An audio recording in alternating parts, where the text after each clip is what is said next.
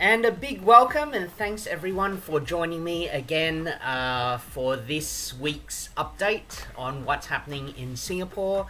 And this week we have a absolutely jam-packed presentation for you, okay, on a very, very important topic. And it's probably the whole reason why you've joined this particular page, why you've joined the travel group. It's because you're trying to DIY and you're trying to do it yourself and get it right, okay? So what we want to do, okay, is to give you the tools so that you can do it yourself, okay? That's what this session is about, so I'm hoping that it's helpful for you guys. All right, so first things first, just want to wish everyone a Happy New Year, okay? Happy New Year.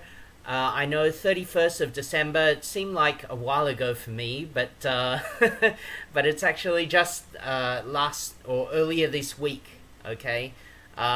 So I just wanted to wish everyone a Happy New Year. If you were in Singapore during that time, I hope you did catch the Marina Bay Fireworks. I did a quick reveal at about 7 o'clock last Sunday, just telling everyone where a good spot is. So all of the people who follow the page, where a good spot is, and it turned out to be at Marina Square, and it was really ideal because at that particular time there was nobody there, and you could actually get a view into the Marina Square into the Marina Bay area. Okay, so that was the really great thing. Okay, let me see. Hi Maggie, thanks very much for joining. I saw your message, I'll reply to that later. Okay, so let's move on. In the recent few days, we've had crazy weather. Okay, so you see the picture here, right? It's blue skies from the apartment block that I'm staying at, and it was really nice. A couple of days ago in the morning, posted it on the page. Really happy about it, and I thought, oh, okay, we've actually passed this, okay, we've gone into the new phase, right, and it's going to be dry from here on in, okay, or at least, you know, a kind of the passing showers that we normally get, okay, but lo and behold, on the right hand side you'll see thundery showers, and that was today, okay. It was not good. Okay, really not good. And it just stormed the whole way this morning. It was raining the whole of today, and it's only just kind of stopped like within the last 1 hour or so. Okay, so it's been really horrible weather.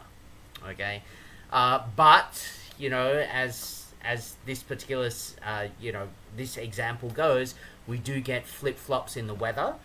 So hopefully in the next few days things should clear up, but we'll address the weather as well in today's presentation about, you know, how you should do your planning. The other thing that was posted in the past week, and it's sad news, is that there was another bus accident towards the end of last year. Okay, so this one is kind of a bit of a concern for me, and I do want to raise a lot of red flags about traveling at nighttime, okay, especially on long distances, you know, into like from Singapore to KL or KL to Singapore. Okay, I know a lot of you like the idea of a side trip, right? It's called a side trip. So you come to Singapore, but then, you know, you take a couple of days going up to Malaysia and coming back, and then you know, one of the ideas is to save on hotel accommodation, and you just take a bus trip, you know, which will take like 5-6 hours, and you ride the bus at night time, and that'll substitute for your hotel. Okay, there are definitely bus safety issues, right? There's a lot of speeding that goes on. It's very dark in certain sections of the north-south highway with Malaysia. And then, you know, there's obviously fatigue, right? Because people are supposed to be sleeping at night, and the bus driver gets tired as well. Okay, so these are all big issues, and it doesn't just happen once. So I put up a post in the last week showing the number of times it's happened.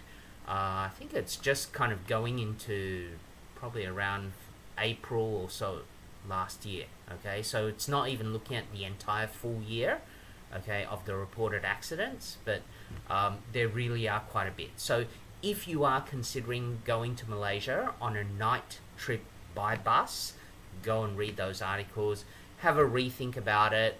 Yeah, my opinion, it's probably not worth it. Okay, spend a few more dollars, play it safe, travel during the daytime. Okay, that's my own opinion, but it's totally up to you guys how you want to arrange for your travel. Okay, the other thing that was happening, and this was a bit of a surprise because I didn't see any forewarning to this, but the rain vortex at Jewel actually closed down for annual maintenance. And I think they could have chosen a better time, right? This isn't really the best time to do it. It's when peak season is, and a lot of tourists come through, right, from New Year, Christmas, New Year. It's like the super peak season, and then you go and shut down the rain vortex and go for cleaning. So I'm hoping they can shift it to another time of the year, probably when it's not so busy. But, you know, the good news is today is the 7th, so tomorrow the rain vortex should be up and running. Okay, so if you are headed into Singapore, I hope that you're able to go and see that. Okay, now moving on to today's topic. Okay, it's a two-part series. I hope I can finish the parts that I wanted to finish. There is a particular section going... Okay, I've had to split it into two parts. It's just too much to cover, okay? And there's too much to share with you, and I don't want to drag this for, like, you know, too long, okay? So let's just start going through.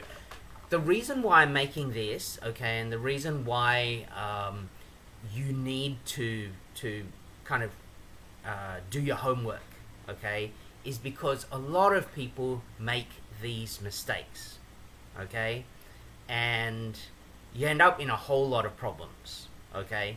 So what the actual aim here is to maximize, okay, your trip so that you achieve what you want to achieve, what you want to achieve in exactly the time frame you need, okay? There's no use saying, I want to achieve 5 things, but I'm going to book a 10-day holiday. Then you're going to be sitting around scratching your head and saying, what am I going to do for the other, you know, how many days? I don't have anything to do, right? And likewise, there's no use kind of booking and saying, I want to do these 20 things here in Singapore, but I'm going to do it in 3 days, okay? And then kind of rushing through certain things and kind of just having 20 minutes here, 20 minutes there, and just being on the go and on the rush all the time, okay? That's not the way to do things, and you won't enjoy a holiday, okay? And you'll end up leaving unfulfilled, right? You say, oh, you know, I wish I spent more time. I don't quite remember what it was like, or I didn't feel what it was like, you know, going through this particular thing because I was just in a rush and I just had time and I need to go to the next place and you know, all this type of stuff. So you need to plan properly, okay? So first big mistake that people make, as soon as you get excited and say, I'm going to Singapore, you go and book your air ticket. That is the number one mistake. That is totally the wrong thing to do. The second thing people do is they go and book their hotel. They say, I've booked the air ticket, I'm going to book the hotel, okay?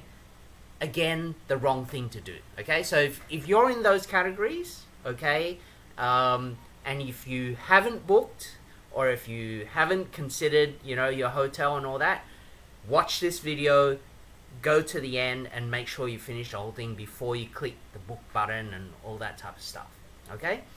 The next mistake that people do is they only go for the free stuff, okay? Free is good, okay? But there are certain things in Singapore which are not free, okay? Where you will need to spend the money, but if you restrict yourself only to going to the free stuff, you will, again, this question of fulfillment, okay, by the end of the journey, and this topic will keep coming up throughout the whole presentation, right, of the free stuff may not be what you really, really want. Okay. The next mistake that people do, I spoke about those side trips to KL, is taking express side trips, okay, to KL. Express meaning 2 days, okay? Or somebody has even asked, can I do Singapore, KL, back to Singapore in 1 day? The answer is, yeah, you can, okay? It'll take you like 5 hours or so, 6 hours to get up there, okay? Yeah, you'll save on your bus, okay? The accommodation, and you'll sleep on the bus, right? You go up there at night time. You're there in the morning. You go and have a look at the Twin Towers. You go have a look at the Batu Caves, and then you head back, right? And then catch the afternoon or maybe night bus that comes back. Again, it's very rushed, okay? So what is actually your purpose in going, right? If your purpose is just to go and take photos, go ahead, right? Because yeah, you can take photos in like 24 hours, right? But if you want to experience things, if you want to sit there, talk to people, the Malaysians are a lot more friendly, okay? That's my own opinion. But if you want to go and talk to people, understand the Malaysian people, sit at a coffee shop, eating kind of hawker place in Malaysia, go see famous hawker food and try them out. If you want to go and just walk through a Malaysian shopping center, if you want to go see other tourist attractions, yeah, I mean, you know, there's quite a bit that you can do in Malaysia, right? Know also that the Malaysian currency is cheaper, okay? It's compared, 1 Sing dollar will get you 3.5 ringgit, okay? So spending $10 in Singapore, you can buy 35 ringgit worth of stuff, which is a lot, okay? Compared with, you know, $10 in Singapore. So actually, you know, if you can spend a bit of money in Malaysia and, you know, go and visit them and take your time and all that, it's probably worth it. But an express side trip to go and come back within a day or 2 days is really kind of pushing it, and you're not really maximizing and getting to understand the country at all, okay?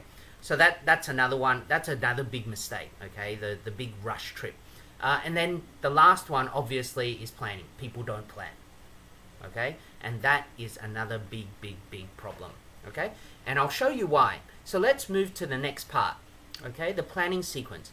Now, I've done this so that when you go through, and you will see like item 8, okay? Item 8 says air ticket and hotel booking. Yes, it's item number 8. It's not item number 1, okay? Because you need to understand and plan your trip properly so that when you get to item number 8, you are clear on what you need to do, okay? Now, I'm not too sure whether we'll get up to number 5, okay? But 1, 2, 3, 4, I'm hoping that, you know, we'll be able to run through that today, okay? If we have time, we'll try and get through number 5 as well. All right, so let's have a look here, okay? The first big question, and this is the most important question that you must answer, okay? If you don't know how to answer this question, go into a quiet spot, go sit in the garden or whatever and think about it. Why do you want to go to Singapore? Okay, many people have different reasons, okay? We are all different, we have different priorities, right? Things that are important to us, which may not be important to somebody else, right? And we have different weightages of importance. So if you're traveling in a group, something, you know, may be more important to one person than another, okay? And I'll give you some examples. So, for example, food, okay? There's this place called Chatterbox Chicken Rice, okay? It's like the most expensive Singapore chicken rice around, but Singapore is known for chicken rice, and this is the branded place that people go to have chicken rice. There is a cheaper alternative done by an ex-chef of Chatterbox, okay? It tastes really good, and it's a lot more kind of mid-range pricing, but it's really, really good. Okay, that's Chatterbox chicken rice. People can pay like over $30 for it, right? Or you could end up going to a random hawker store, and paying $4, right, for a noodle and just filling your stomach. To some people, food is important.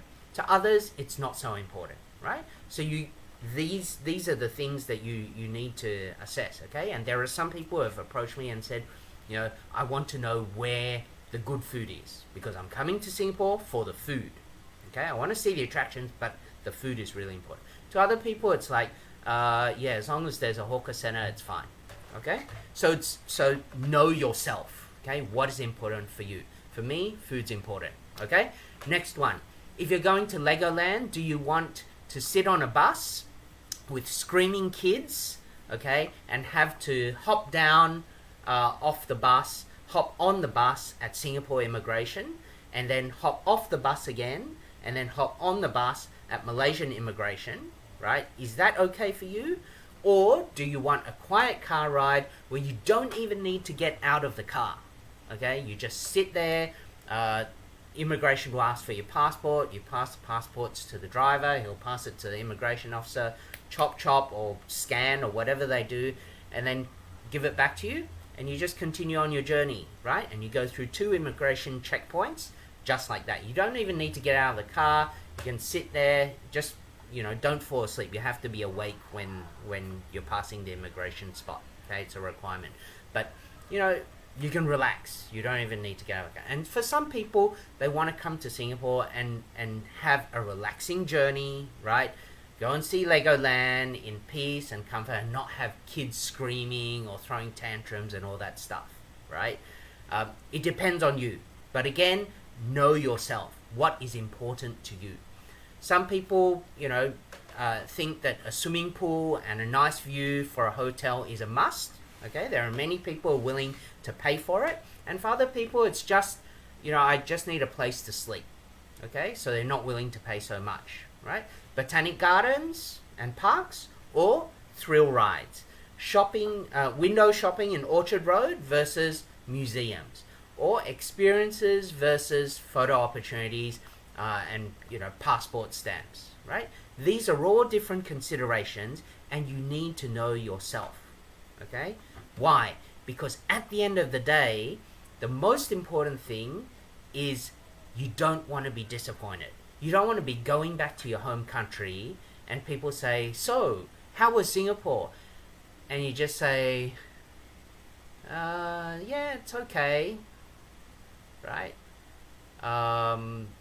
What did you think was the best? And you kind of don't really have much to say, right? Because you weren't really focused as to what you wanted to achieve. For the foodie, they need to go and eat their, try different types of food, and then you'll have a lot of things to comment on, when you go back to your home country and you talk about the food and how great it was or how lousy it was or whatever. The people who like hotels, right? Or the people who like thrilling rides, you can say, oh, I went on the Universal Studios Transformer ride, and talk about that, right? But if you're just kind of following the standard itinerary where other people have gone before, and they just show you their itinerary, and you say, okay, I just want to copy and paste that, and I just want to do all of these things and tick them off. But if your heart's not there, and someone went to a museum and you're just not interested in museums, but you're just going there to tick the box, what's the use, right? I'm not a museum guy. I'm really not interested. Sorry if I offended anyone, but I'm really not interested in museums. I'm interested in the experiences, right? And doing things and coming back and saying, oh, I did this in this particular country, right? Rather than just kind of, tick off the box and go visit all the touristy places, right? That's not me. But I am very clear as to what I want to achieve. Okay, so when I come back, I say, we did this, and it was good or was bad, and give opinions and stuff like that. Okay? Alright, so that's the overriding thing, and the thing that you need to be very, very clear on, right? Know what your trip is about. Now, there are different themes, okay? And I've listed these down here, right? So if you see the mouse, all the sub-bullet points, these are the different themes that you can look at. Okay, and all you got to do, right? I'm telling you how to do the planning, right? So all you got to do is go and Google, right? Go into Google and say things to do, nature and parks in Singapore, right? Something like that. Or you say things to do, attractions, Singapore, and it'll come up with all the list of things that are possibly, related to that particular topic.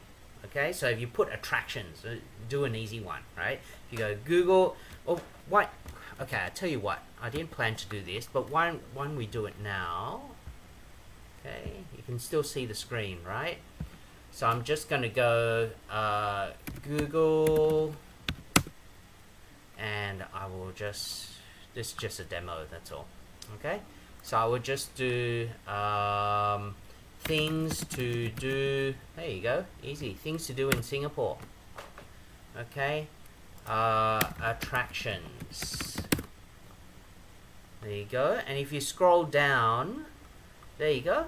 It's all done for you. Look, top sites in Singapore, things to do, right? So you don't need to think really, really hard. There's Gardens by the Bay, Marina Bay Sands, Singapore Zoo, Botanic Gardens, Universal Studios, Singapore Flyer, Night Safari, Jewel, Sea Aquarium, National Gallery, Art Science Museum. All of these things, they're all there, right? So you can just, you can even go in here, right? 80 top things to do in Singapore, attractions, interesting things. This one says top attractions in Singapore. They're trying to sell you tickets, but you can still have a look. Just go and explore these types of things. Okay, right? And so there are different themes, different things that you can do. You can look at active things like hikes and bike rides, right? If you like nature and parks, if you like the passive stuff, right, where it's not too much activity, but you still like the nature, then go and do things like Gardens by the Bay, Sentosa, Botanic Gardens, things with a lot of trees and parks and stuff. Attractions, we did an example just then. Cultural and heritage. Okay, so if you are interested in these cultural aspects and heritage things, go and engage a tour guide, okay, an official Singapore tour guide.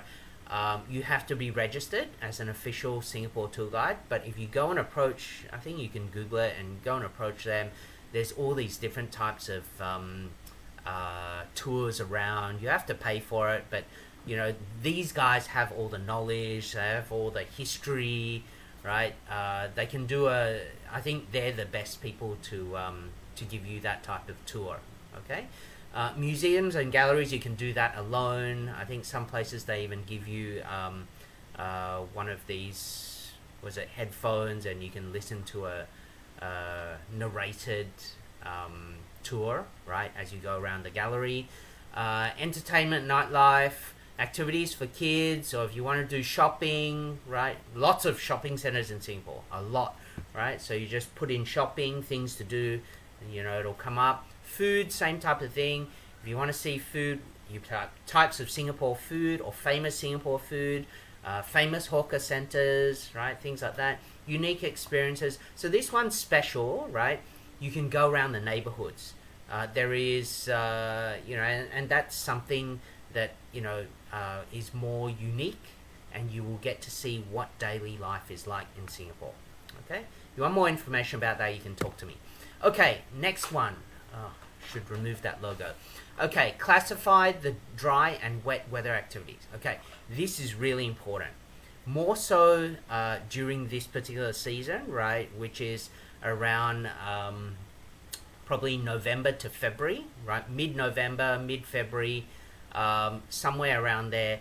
That's when the weather cycles usually change, okay, and we do get a lot more wet weather, okay, which is like what we're experiencing right now. I think it's raining.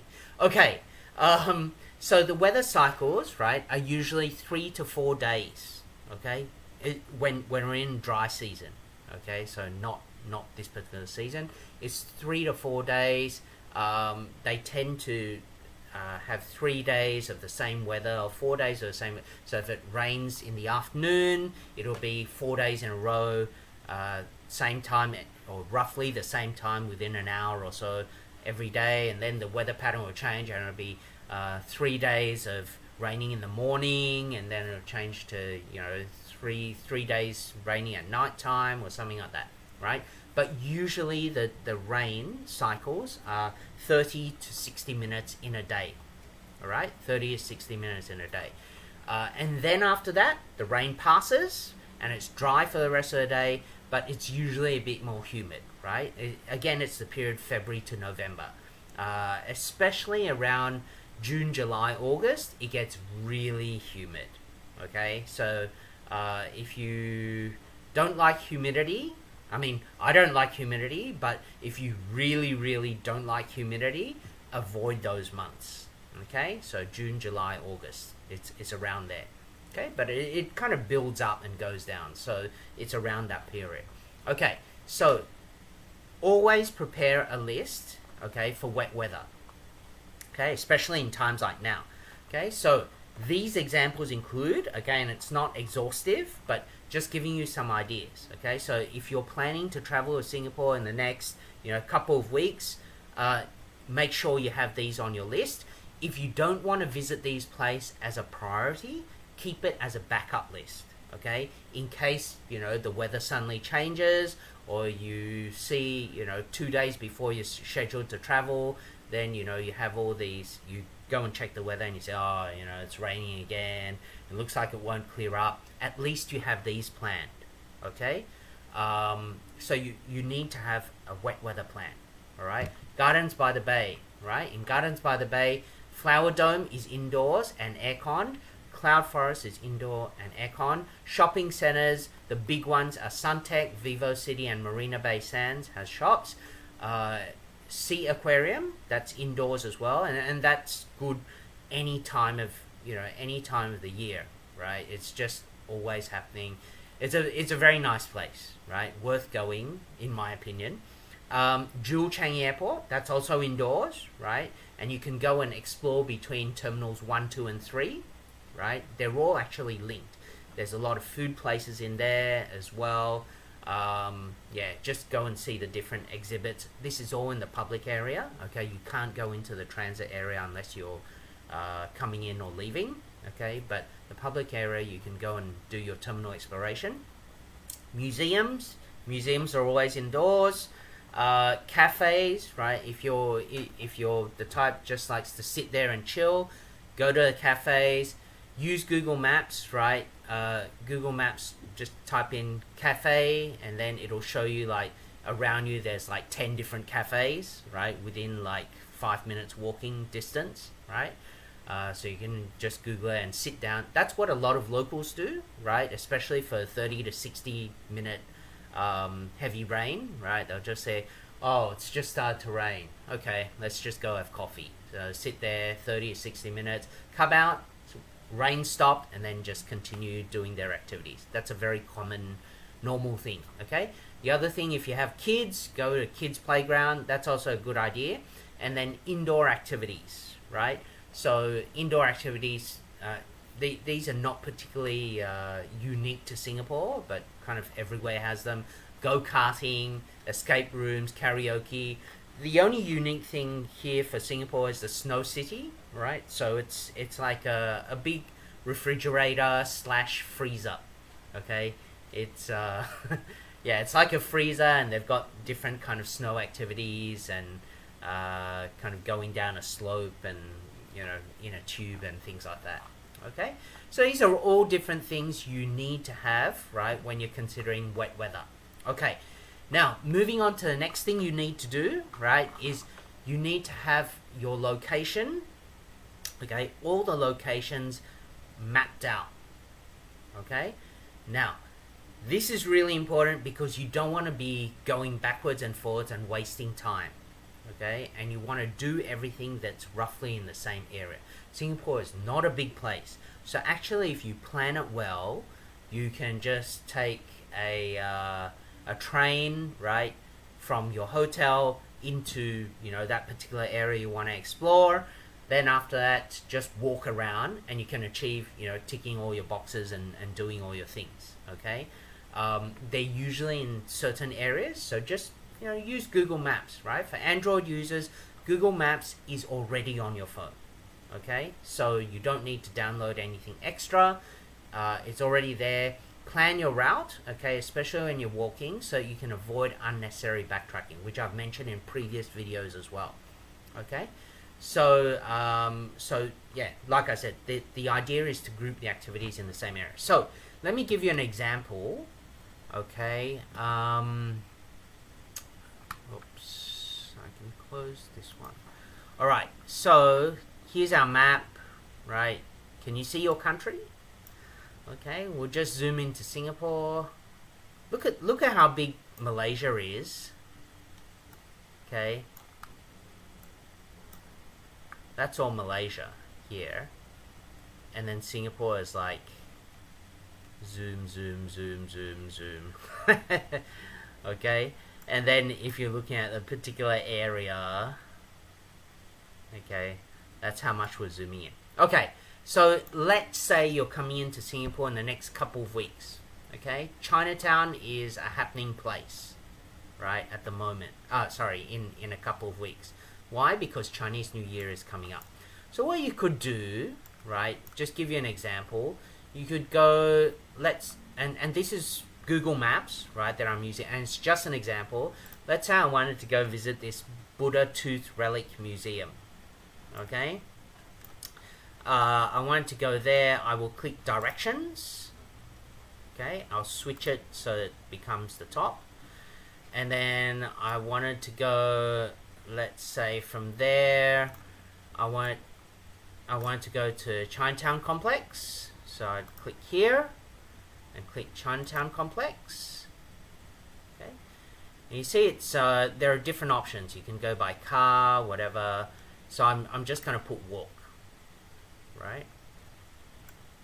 And FYI, right, because it's a complex, actually there's many different entrances around a complex, right? It's actually a big food court, right? There are many different entrances. You don't need to walk the whole way around to get in, right? But when you're there, you'll be able to see it's just behind. Okay. Okay. And then you say, okay, I want to go to the next destination. Okay. And let's say the next destination is somewhere interesting.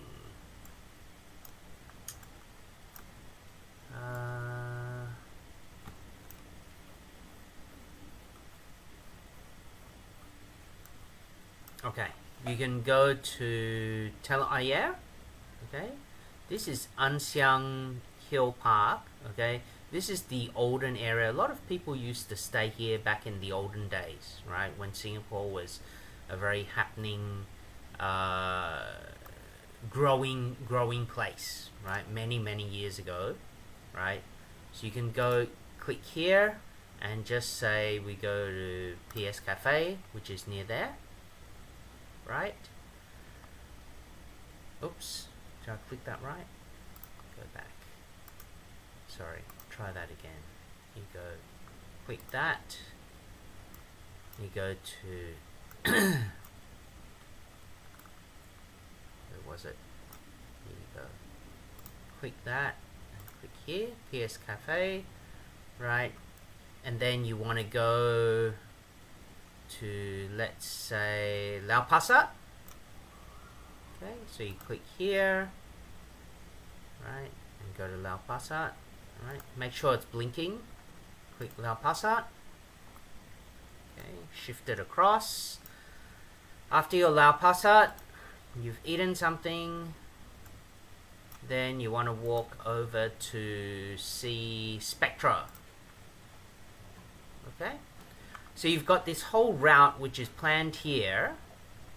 Okay, and then you just zoom out and you'll see, okay, altogether it's about 3.2 kilometers worth of walking.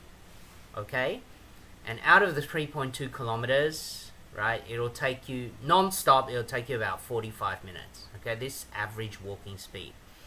But let's say, for example, instead of going to Buddha Tooth Relic Museum temple first, you want to go and eat something at Chinatown Complex. So what you do, on the left, you see you've got here, and you can press and click drag to reorder, right? and you put your Chinatown complex first, and then the Buddha Tooth Relic Temple, and then you see it reroutes, and it shows you the actual route. So, you know, like I say, I mean, there are many entrances to the complex, but this is just for demo purposes. It'll take you 40 minutes, 2.8 kilometers. Okay? And then it'll show you how you walk, right? So you can just walk through and come out here, go to Tooth Relic Museum, right here, walk through the back, right? These are all like alleyways, right, through the back here. The major streets are like here and here, but you walk through the alleyways, get through here, and the alleyways are safe. You won't get mugged. Walk through here, and then get to Lau Pa Sat. Lau Pa Sat also has a satay street, if you're not aware, okay? And it's actually here, okay? So they close off this particular section of the street at night time. So a lot of people sit here. They've got tables and chairs. They bring out tables and chairs, and then you just go and put your go and eat your satay and stuff like that. And then you can just walk over to Spectra. So Spectra shows 8 o'clock, 9 o'clock, 10 o'clock, right, depending on the day of the week. Okay, so these are all the different things that you can do. Okay, and again, it's very important to go and plan so that you don't backtrack, and you can actually go to where you need to get to efficiently, right? That'll save you travel time. Okay, then the next thing that you need to do is, once you've plotted out the places, you need to figure out how long you want to spend at each of these places. All right, so that what you do is you go to the different Facebook groups and you gather information from there, right? There are people who have been before, okay, and point number 2 is really useful. There are people who have been before, right? They've asked your question before. They've said, you know, how long should I spend at Gardens by the Bay, for example, right? And somebody's asked that before. So you go in and you do a search on that particular Facebook group and just put Gardens by the Bay, how long, right? And then you'll see that somebody's asked that question. You can even comment on that particular question and just say, oh, so how long, now that you've gone, how long did you actually spend? You know, maybe the person went like 6 months ago, and you can just type in and just ask the person, you know, how long did you spend there, right? And gather information from different sources. Okay, also take into account your travel time. Okay, and for 2 particular places, just want to give you a heads up, right? If you are planning to go to Universal Studios, the weekends and the public holidays are definitely more busy than weekdays. Okay, so if you are planning to go on the weekends, you may need an express pass, okay, which will mean extra money. Okay, I think if you go website, it'll cost you like $120 extra. Okay, if you go on a rainy day, nobody likes going on a rainy day. There'll be shorter queues, and weekdays are also, you know, with shorter queues as well. Okay, so that's just something to keep in mind, right? If you don't want to buy the express pass, you go on a weekday, or you go when it's raining, the queues will be shorter. You don't need an express pass. Okay, and you can still kind of go around. Okay, the other thing is the Singapore River Cruise. Singapore River Cruise takes 45 minutes, but it runs every hour. Okay, so I think you need to get on the boat about, like, for example, right, 7 o'clock, 8 o'clock, 9 o'clock, 10 o'clock, something like that, right? But the problem is there can be a lot of people there, right? A lot of people. And the queues, last time I went, it was just chaotic. There were just people everywhere, and you couldn't even tell where the queue started and ended. It just kind of spiraled like a snake. It was just all over the place, right? Really chaotic, and it was late afternoon to nighttime, and everyone wanted to go around that dusk period and nighttime period. So if you're going to book anything, I would say go and book this one. Okay? Universal Studios, yeah, during peak seasons, go and book a ticket as well. Okay? But in general, yeah, I mean, I'll talk about it later. I don't think you'll need to book tickets. Okay, now, the last I wasn't sure if I had time for this, and it's probably stretching a bit far, but I will just go through this really quickly. Okay, the last slide for today is talking about scanning for air tickets. Okay, so now that you've done all the planning as to what you're going to do on the ground, you should have a rough idea, actually not just a rough idea, a fairly good idea of how many days you need to spend in Singapore. Okay, what is not too much and not too little, right? You should kind of have a very good, solid idea of the itinerary. Okay, then what you do is you go here. Let's try this. Okay, you go to Google Flights. Okay, there are other resources as well. The one that I use is Google Flights. Okay, not sponsored, but just, you know, it's what I do, so I just share what I do, right? You are going, let's just put this in. Let's just pick Philippines. Okay, you're coming from the Philippines, but let's switch it the other way. This button doesn't work. Philippines. Let's say you're coming from Manila into Singapore, Changi Airport. Okay, and you've decided it'll take me, 4 days, for example. Okay, so the great thing about this is there are different filters, and I love using things like this because it's a portal where it gathers not just one airline but multiple airlines. Okay, and it does all the work for you, right? It pulls all the different airline information together. You go and put the dates, and it'll figure out what the cheapest cost is, or you can shift the dates around. Okay, so I'll just do a quick demo now. Let's say you're flexible. Okay, you don't have kids at school, and you're free to travel anytime you want. So you have a look here, right? If you can click other dates here, right? Let's say April. Okay, April should be drier. I don't think there'll be so much rain. And you wanted to go, this rate looks good. They've got here $183, right? This is all in Sing dollars, just demo, that's all. So I click 8th of April, okay? And I figure out, okay, I want to spend, 1, 2, 3, 4, 5 days in Singapore, okay, for example. And you see, okay, they've quoted you a price, a round trip, okay, it'll cost you about 194 Singapore dollars. So you go and click that, and then you can go and click search. Okay, this is where the magic happens. It all does it for you. Okay, or let's just say there are 2 people. Okay, just for demo purposes. Okay, now this is why I love Google Flights, because they have this thing here with all the filters. And it'll say, okay, you can maybe choose to go Manila via KL and then back to Singapore. Or you might say, look, I don't want to waste time. I just want to go non-stop. So you click non-stop, right? So this changes to a non-stop. Then you say airlines. Which airline do I want to fly or don't fly? For me, I'll just leave it as neutral. Bags, just leave that kind of stuff. There's a price button, right? How much am I willing to pay, right? I'll just leave that neutral as well. Okay, and then you will see here, right, that they've got Cebu Pacific, right? There's a flight at night, and it's their suggestion, right? The best departing flights. You've got one at night, another at night, and one in the morning. Okay, and you see the different prices. This one says that, doesn't include baggage, right? But let's say what you wanted to do is you wanted to find out, is this really, okay, based on a non-stop, right? Is this really the best one that for the price? Or is there a better time to fly, okay?